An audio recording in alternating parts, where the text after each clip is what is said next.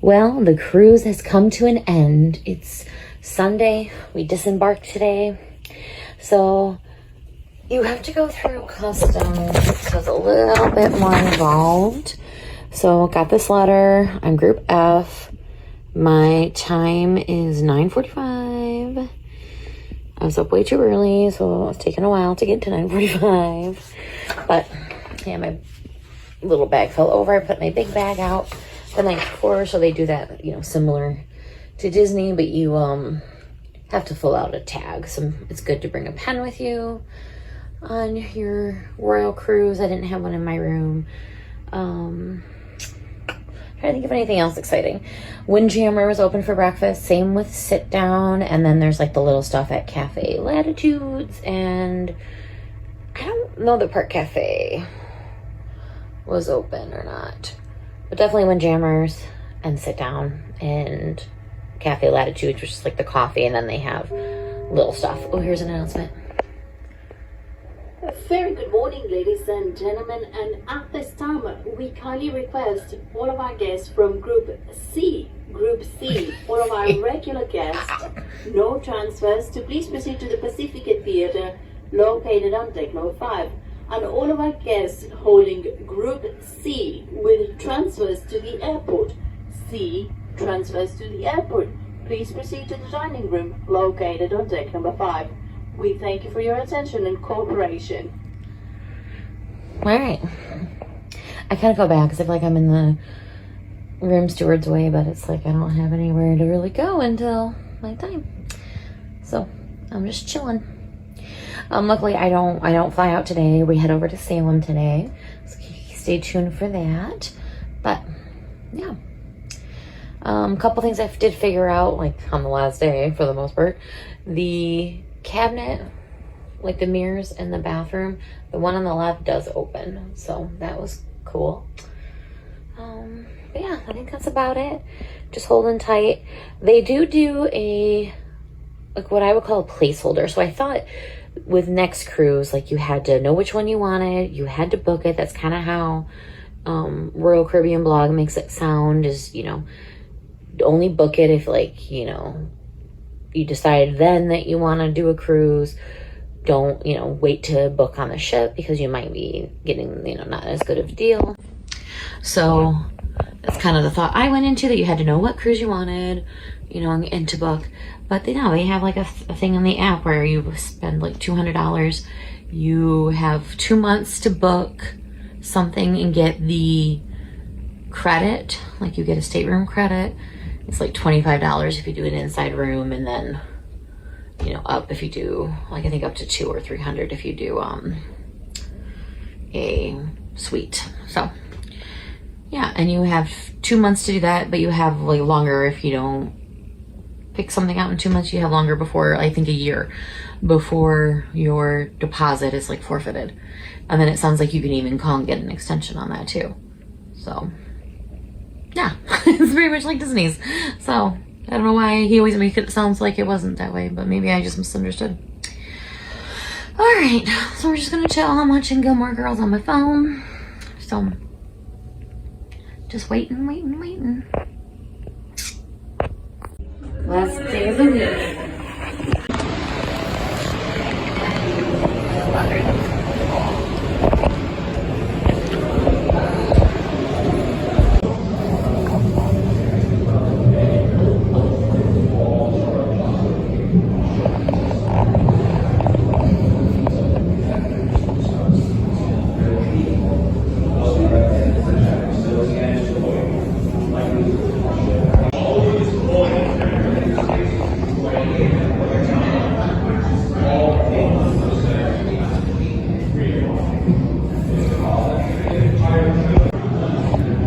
So this is a replica of the bell that was on the ship. Slave rifle.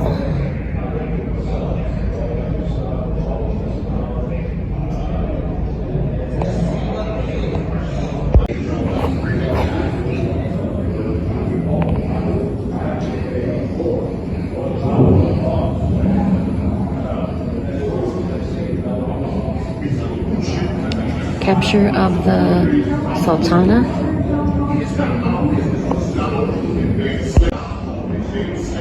Different weapons they would use when they would board a ship. Surprisingly, bombs and grenades. Pirates would lob grenades at their opponents as they boarded their ships, loaded with gunpowder and ignited by a cloth fuse, threaded through a wooden pull plug. The grenade would explode, causing confusion and terror. Stink bombs.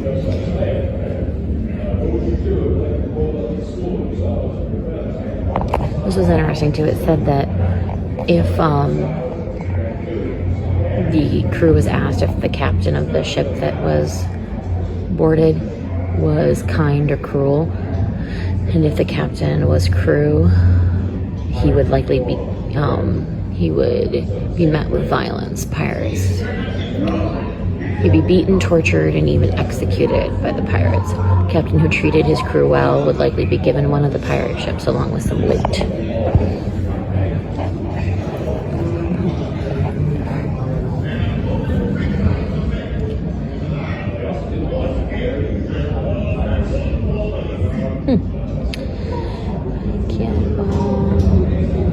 Cannonball.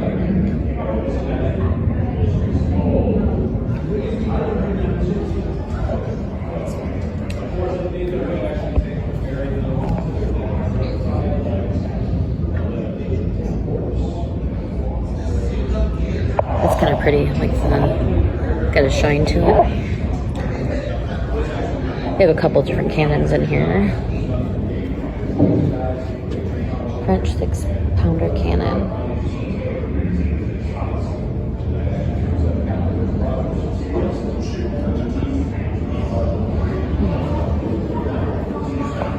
Ooh, women pirates.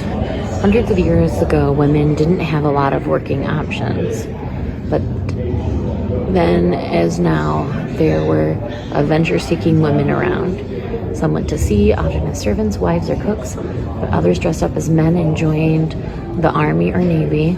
At least a few of these women became pirates. Mary Read ran away from home, disguised as a man. She joined the army. Anne Bonny was disowned by her rich father. She married a sailor. The two women turned up dressed as male sailors on the Calico Jack, Rackham's pirate crew. The pair were so fearsome in battle that they were included in boarding parties, a job reserved for the meanest and toughest pirates. In 1920, they were captured with the rest of their crew and put on trial. A scandalized judge sentenced the women pirates to death by hanging, but they were created further surprise by revealing they were pregnant. The judge threw them both in jail, where Mary died of fever. No one knows what happened to Anne. Ooh, interesting. Jolly Roger. In the 1600s, a ship captain registered the death of a crew member by flying a plain black flag. A merry life, but a short one. Today, the skull and crossbones symbolize death and danger. To pirates, the image also suggested resurrection and rebirth. An hourglass represented the swift passage of time. Wounded heart most likely signified danger. And cutlass, swords, or darts of death implied weapons and threat of violence. Sam Bellamy, Blackbeards, Bart, Oliver, LaRusie. I like his the best.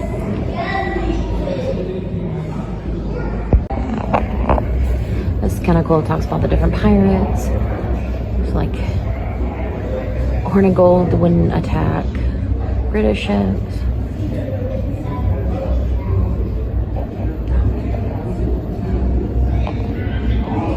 Cool through here.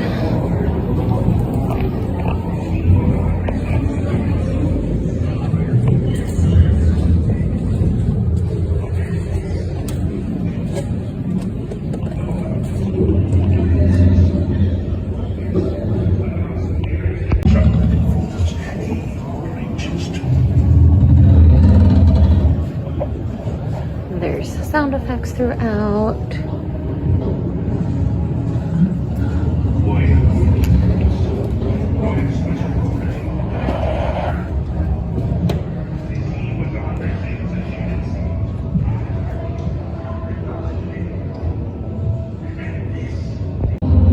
Looks like Cousin It. Grindstone.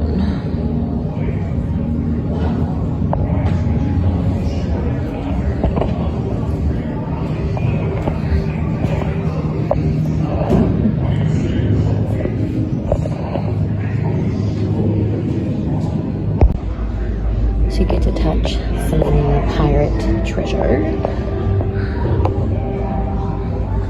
Can't take pictures of the chest that they got from the ship. So this is saying that there isn't really a basis for treasure maps, because over here they talked about that you don't really bury your treasure, and there isn't much of a basis for having victims walk the plank. The only known instance came from the Caribbean in 1829, long after the time known as the Golden Age of piracy.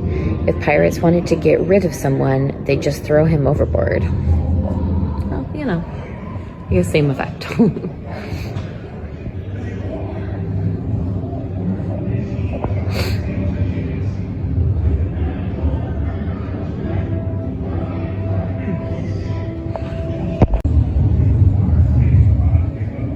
Talking about the wreck. This anchor was one of the Weedham's smaller anchors, was likely used as a keg anchor.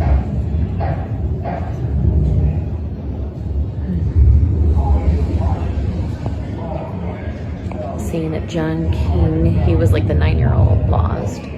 Hendrick survived, but Sam Bellamy lost.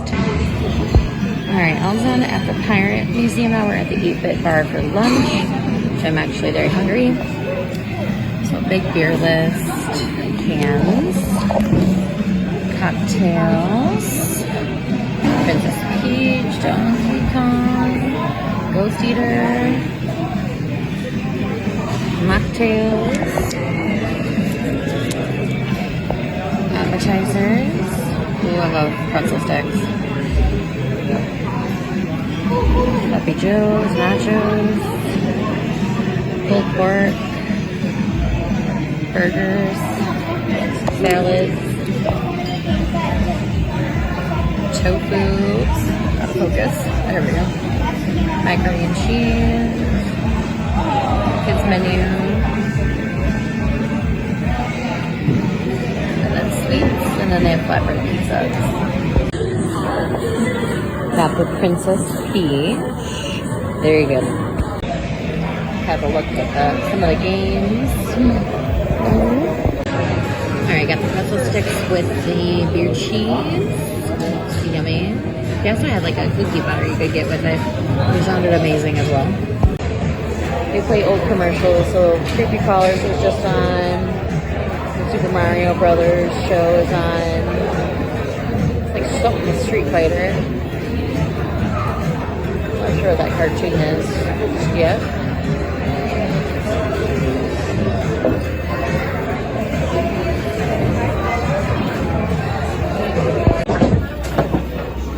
It's kind of a dance, b-ball, racers, tons of pinball. Yeah, this is a lot of fun. And I feel like you get a lot of tokens for your money. All right, I'm all checked into my hotel here in Salem. So I'm staying at the Salem Waterfront. It's kind of a cute boutique hotel. So let me do a room tour for you. So I'm on the 3rd floor, 326. It just seems like so much space after being on the cruise ship. So when you walk in, wide area. To the left, well, you have a little hanger here for like your jacket or coat. And then you have your bathroom, huge sink area, little glasses. They have Molten Brown London. You get some bath salts, a vanity kit, which has 3 cotton buds. I would call them cotton balls, but cotton pads, a little body lotion, some makeup remover wipes, which are great because I ran out. A magnifying glass that lights up. Towels are a little coarse, but that's fine. Got another hanger there. Large bathtub shower. You know, little grout work issue there. You know.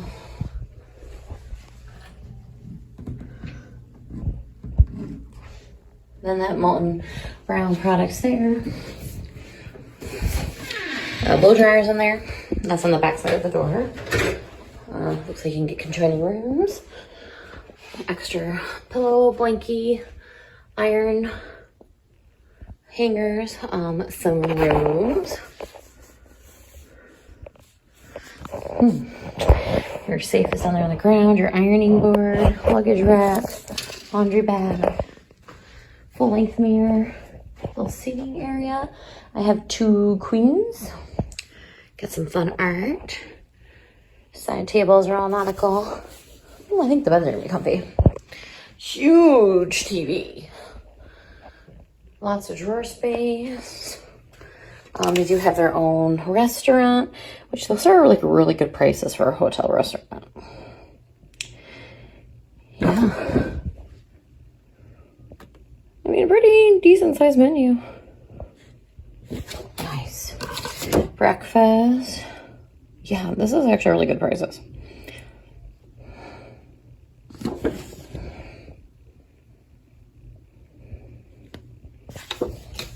They gave me a little map book.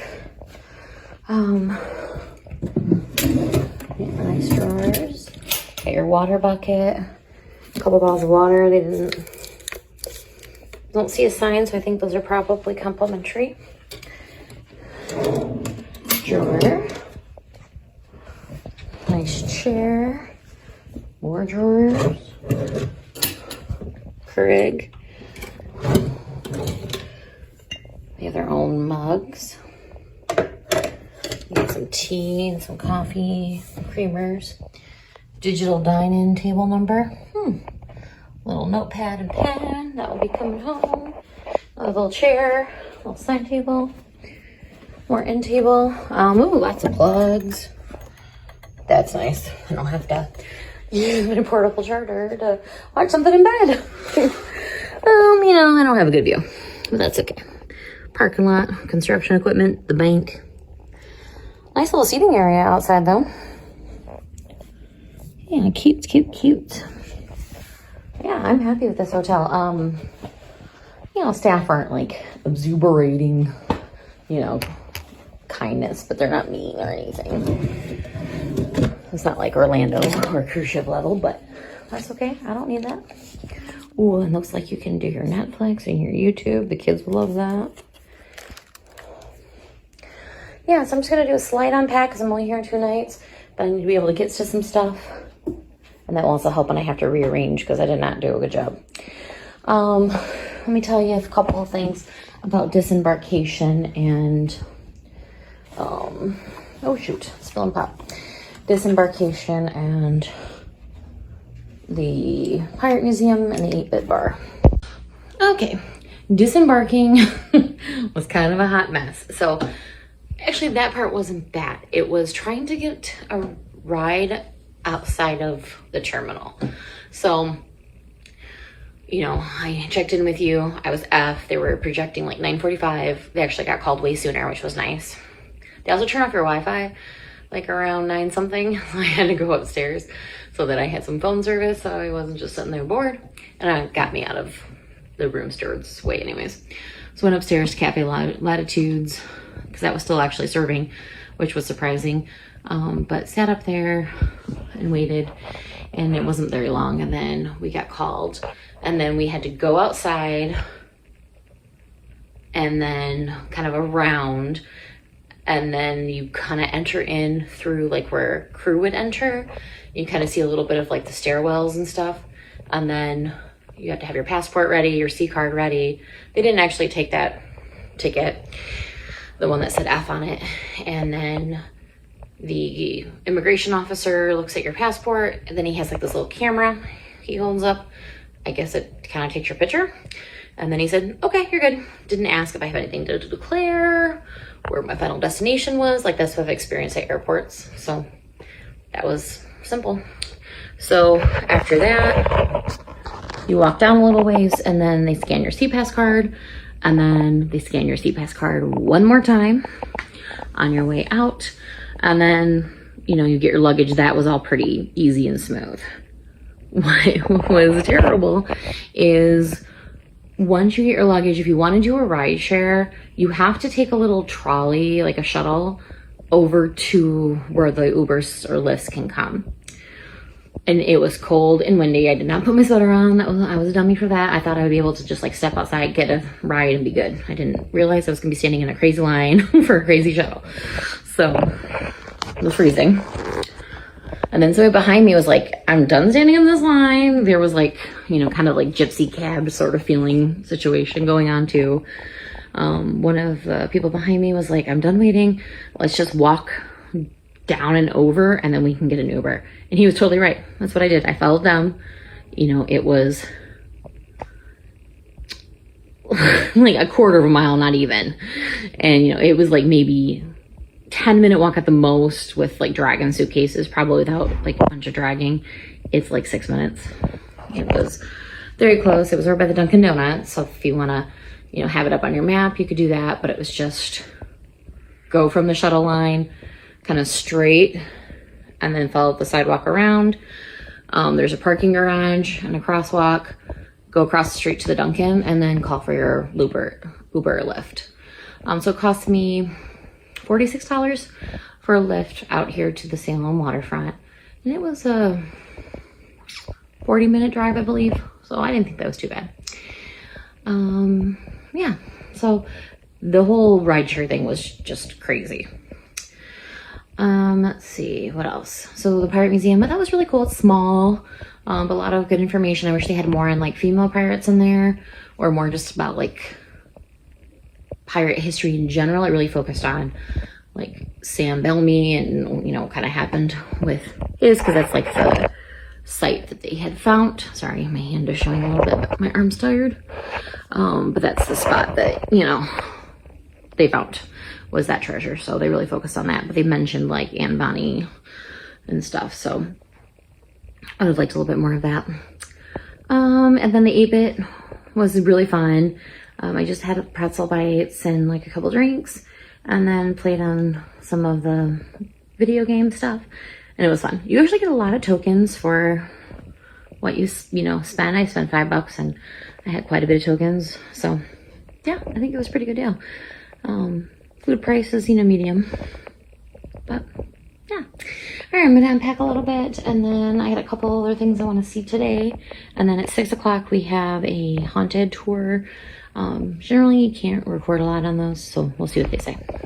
Different places that are inhabited by a Westerner.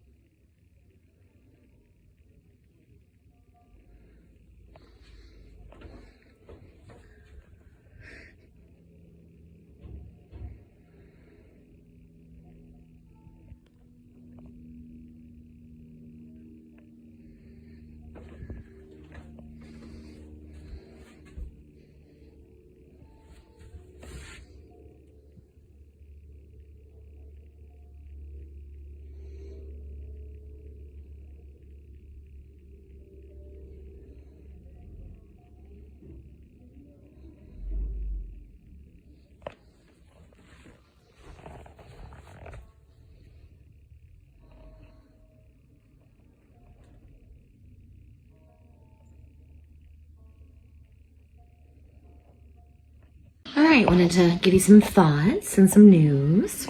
So the burying point and the Witches Memorial, it's all kind of together. You do have to have a reservation to go through the cemetery. I did it and was able to get in right away. You know, I'm sure during like Halloween week. That ain't gonna happen. Maybe even in the first 2 or 3 weeks, you know, of Halloween and before. Probably not, but no problem getting in. I did the reservation at like 3:17 for 3:30. So, and they let me go in right at that time because there wasn't a lot of people in there. They gave me some great information. Got to look at a lot of different stones. You guys saw some. So, yeah. And then they have like a little house museum. That was cool too. I also went over to Count Olaf's Monster Museum, Horror Movie Museum, something like that. That was $15. That was a waste. If you really love horror movies and kind of dig like Madame Tussauds sort of, then maybe. But I feel like them charging more than like $10, really like $5, is kind of highway robbery for how small, unless I totally missed a section. But they do have some cool merch if you want some horror movie merch. But I don't think you need to do that. Love seeing all the dogs. I went over to Goodnight Fatty. I'll show you those cookies here in a second. So they're only open on the weekends. So if you're here during a weekend, definitely hit them up. But they're open very late, so that's good. And they do a rotating menu, kind of like Crumble does. But these look much better. I took a little bite of one so far. It was so far so good. They do serve them to you warm, and I'm kind of a weirdo and I don't like warm cookies that well, so I'm gonna let mine cool down and then I'll have a better judge. And I did find there's no mini fridge in this room, so that's okay. But when I was outside of Goodnight Fatty, I got my picture with like their little prop thing outside. And then I heard a woman say, Matthew Gray, how do you say his last name? Matthew Gray Gubler? He was Spencer in Criminal Minds. And then I think he did a voice of one of the Chickmunks in Alvin and the Chickmunks too. And, you know, he stopped and talked with her and, you know, she's like, why are you here? And he's like, I love Halloween. She's like, you really are him, right? And he said, yeah. So either he was a very good fake, the voice sounded like him and everything, or it really was him. So I didn't do a picture. I always feel awkward about that kind of thing. But I did talk to him for a quick second and just said, you know, oh, thanks for, you know, talking with me. And he said, oh, the moon's pretty, and asked me if I had a good Halloween. So yeah, whoever this gentleman was, he was very nice, if it wasn't really Matthew. So yeah, just sit back at the hotel, charging the phone up a little bit, and then we'll go to our haunted tour tonight and then go have dinner.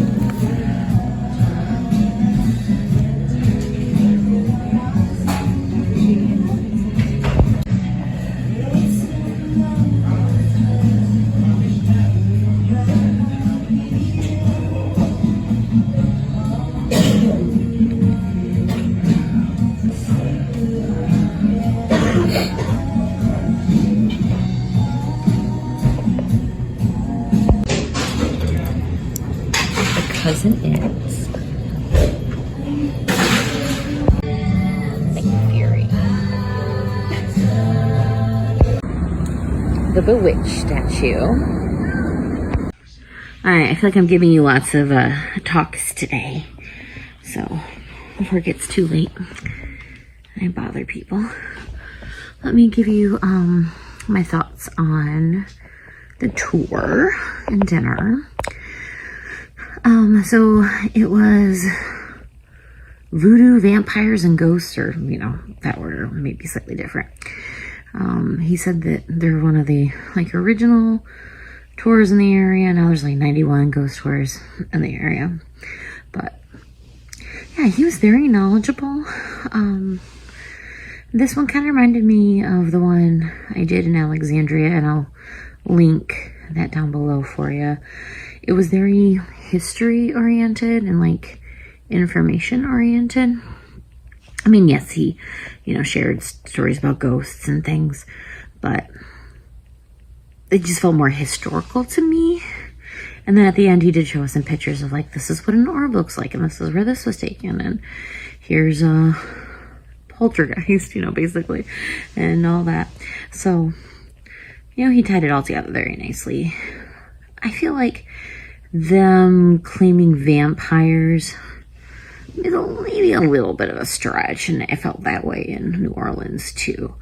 So he really just talked about how there's people that, there's 3 different types of vampires. There's people that, they have a fetish for blood, and those that have a fantasy issue, and then there's some that are like true, modern day vampires.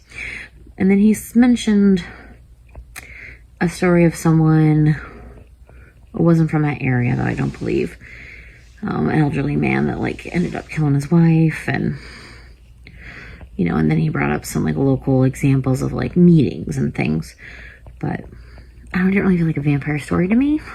It felt more like history, which was fine, but not exactly what I thought. And the voodoo connection, of course, wasn't as concrete as New Orleans, but he brought it up how, that contributed to like the witch trials and things. So I think he made that connection okay. Gave some other really good recommendations. Places I have to go for Leia, for dog biscuits, things like that. So, yeah, Mike was his name. Definitely encourage a tour with Mike. I think he was really great, very knowledgeable, knows what he's talking about. So, I didn't really feel like he was giving us any false information or false history.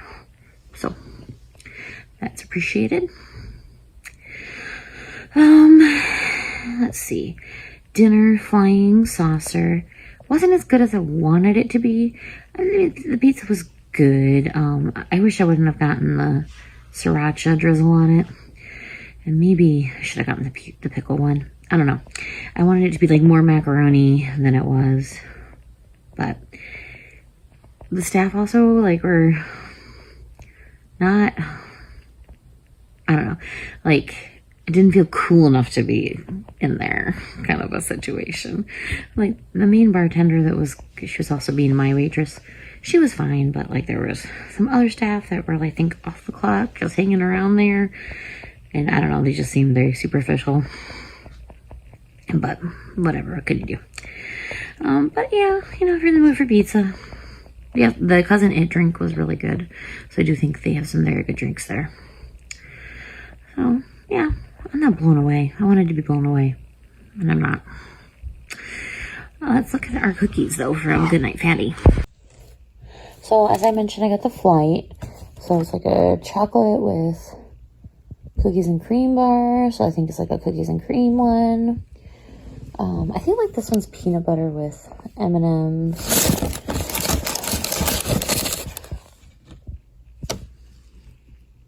Actually, I think this is peanut butter. This smells like peanut butter. I think maybe this is just chocolate chip. Yeah, this is just chocolate chip with M&M's.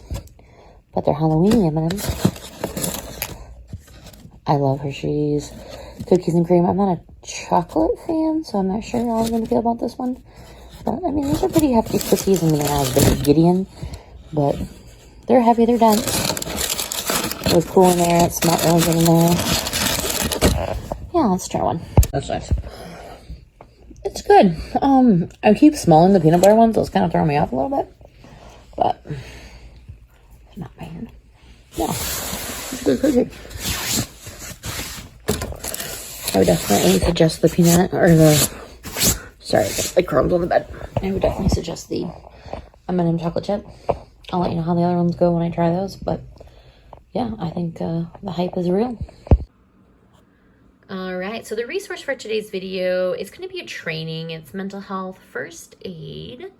so through the National Council for Mental Well-Being. So I am an instructor and I'm teaching a couple classes this coming up week, so it's on my mind. But you definitely can go onto this website. I'll have it linked down below, learn a little bit more about mental health first aid, and then, you know, take a class, and then the ones that are available for public sign up will be on there. So yeah, and I'll also link a place that offers this training as well. So I definitely stand by it. I love teaching this class and I really believe in it. It's evidence-based and it's just really good to teach you kind of the basics to recognize that someone is having a mental health crisis, and then what to do or challenge, and then what to do with that person after you identify. So it kind of gives you skills for identification and then what to do next. All right, well, let me know if you have any questions. Thank you.